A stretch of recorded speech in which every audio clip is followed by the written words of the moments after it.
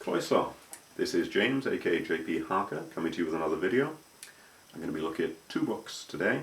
I have one physical copy, I don't have the other because it was an audiobook. So it is Bernard Cornwell's Sharpe's Enemy, and the other one is C.S. Forester, and it's one of the Hornblower books, and it's called Flying Colours. You have to forgive the voice, I have a little bit of a cold, so I shall cough intermittently. That's what it will sound like. Now, I've read a few of the Sharpe books before, and big fan of the TV series. I've seen the odd bit of the Hornblower TV series, but I'd never read the books before. And I had heard that Bernard Cornwell had been very inspired by the Hornblower books, and his idea for doing the Sharpe books was, wouldn't it be nice if we had a similar series of books for the Land War in the Napoleonic Wars?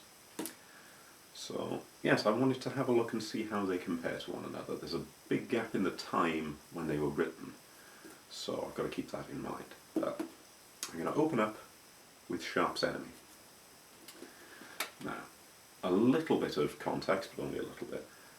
The context is the Peninsular War, which was one of our wars against Napoleon, and it's Duke of Wellington fighting in Portugal and Spain, starting in Portugal, getting the French out of Spain, and moving towards France itself. Now this is set in Portugal. It's the early days. Richard Sharpe is only recently a captain. And Richard Sharpe, enlisted man turned officer, is being given another of his various missions.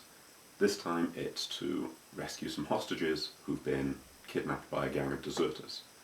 They're an unusual gang because they're not just from one army, they've got people from Spanish and Portuguese and French armies, and they are led by a Marshal Porte-au-Feu, which I'm almost certainly pronouncing incorrectly. Apologies to any French people. So the first part of Sharpe's mission. The second part of it is the place where these deserters are is a place called Adrados, and it's a pass between Portugal and Spain, and there's a French army approaching from Spain trying to get into Portugal. So that's the other part of his mission, is to defend this pass from a French army. Now, obviously I've seen the TV series, I've seen the episode based on this, and I like it. And I did like the book, even though it's quite different from the episode. I'm going to do another video on comparing Sharpe books to Sharpe TV series, so I'm not going to really go into that. But I did like what it did. I liked that, minor spoiler, you don't know it's Hickswell until fairly late on in that section of the book when Sharpe meets him. Hickswell is an old enemy of Sharpe's, and when the book begins we just hear of, there is a man among these deserters and he's a terrible man, he's doing this and that, and there's hints at who he might be, but it's not confirmed. And so it's quite fun when you find out, like, oh, it's him, it's that bloke from the thing. So I did like that. Wasn't perfect, so I'll get the downside out of the way. A common thing that Bernard Cornwell does in the Sharpe books, and it's one of the few things that annoys me, is he has foppish British officers who are no good. I know that happened, I know it was commonplace in the British Army, but it's become almost a cliche that if there's a Sharpe book, there will be a useless foppish officer. We don't need it in every book, Bernard. We don't. I get it, but we don't need it. You're better than that. But for the most part, this is going to be made up of prose. I liked that, I do consult my notes, I liked that the title could have multiple meanings, because Sharpe's Enemy is Obadiah Hickswell, but this is also where we first meet Major Ducos, who becomes a long-term enemy. He's a French intelligence officer, so it could mean him.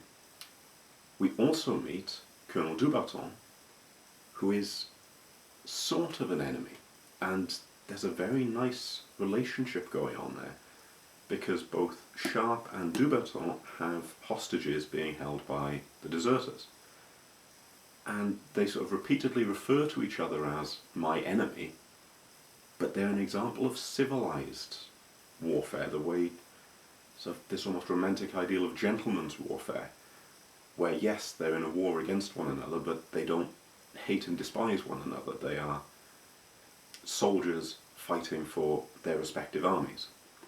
And so I did like that. I like that there's even a dinner scene between French and British officers, and there's this sort of fatalism because they know that in sort of 2 days' time they're going to be fighting and killing each other.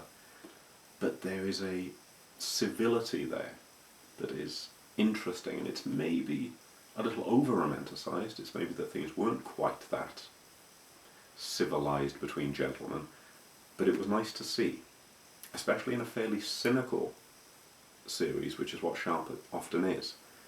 Sharpe is an enlisted man, he's not an officer by birth, and so he's got quite a jaded view of that society, and it's interesting to see him sort of becoming part of it and seeing the good side of it, and I did like that.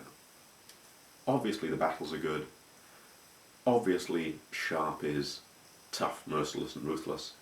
I did love a moment where this tough and ruthless guy does occasionally win by blind luck.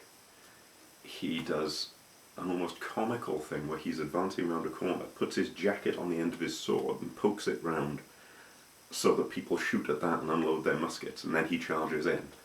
And he trips over, which is good because the ones who haven't shot already shoot over his head. And I quite liked that. It's an almost clumsy slapstick way of winning when mostly he spends his time being this brilliant fighter. And I quite liked that. So that's Sharpe's enemy. I wasn't surprised that I liked that. The one I'm comparing it to is Hornblower Flying Colours, which I didn't know was... it begins from a cliffhanger ending of a previous book. I didn't know that. In the previous book, Horatio Hornblower had had been flying colours as he sailed up to an enemy ship, and he'd been flying false colours. Now my understanding of naval warfare is that you were allowed to fly false colours up to a certain distance, but you had to show your true colours before you were allowed to start shooting. And the French capture him and say, you've broken the rules of war, you shouldn't have flown under false colours, we're going to try you and potentially have you shot. And the book begins with him as a prisoner, and he's being transferred to Paris, and is there a way that he can escape, because in this they're not behaving especially like gentlemen to other officers. There's a degree of that civility, but they're taking away his sword even when he's willing to give parole, and that's not a thing one does.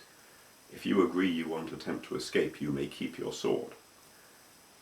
But he kind of uses that as an excuse. Because they haven't agreed to treat it like that, his attitude is, well, I'll try to escape then. And that's where the story goes. And he's with an enlisted man and with a badly wounded fellow officer. Now, comparing Hornblower to Sharpe, yes, one of them is written in 1938, the other one in 1984. So, yeah, social time and all that. But I did rather like that Hornblower, unsurprisingly, he's a bit more of a proper character, because he is a born officer, but he's imperfect. Almost self-depreciatingly so. He has a line, he is surprised to see in himself qualities he admires in others. So while Richard Sharpe is a brave man, knows he's a brave man, he's not cocky about it, but is like, yeah, I'm brave, I'm good at what I do, whatever. Hornblower is always shocked when he does something brave. And he's very mannerly and he's very honourable, but he's also a bit of a man-slut. So there is more than one side to him, and I like that. I was expecting him to be a bit more Mary Sue-ish. I really liked that we've got a bloke with an amputated leg, and even in a fairly proper 1930s book, they mention, yeah, he's going to need help going to the toilet. We're going to need to carry him there and do this for him. And they don't go into detail, but it's the sort of thing where you'd expect them to gloss over it. And they don't, and I liked that.